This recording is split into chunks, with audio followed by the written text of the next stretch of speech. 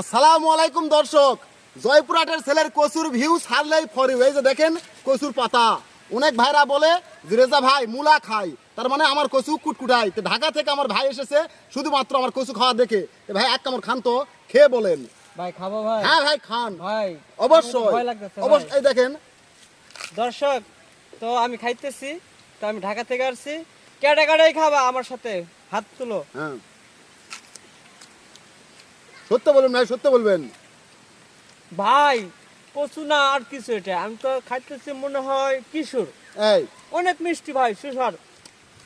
শুধুমাত্র আমার ভিডিও দেখে ঢাকার ভাই যে রেজা ভাইয়ের কচু তো মূলার মতো খাওয়া দেখিছে, এই জন্য চলে আসছে। তো ভাই বলছে কি জানেন, তো ভাই ঢাকায় তো শুকা মুকা দিয়ে খাই ভাই, আর আপনি কাঁচা কচু কেমনে খান, তাই না? ভাই আমরা এই কচু চুক্কা দিয়ে খাই, তেঁতুল দিয়ে খাই, চুয়া বানাই, তারপরে মুখে দিতে হয় না ভাই।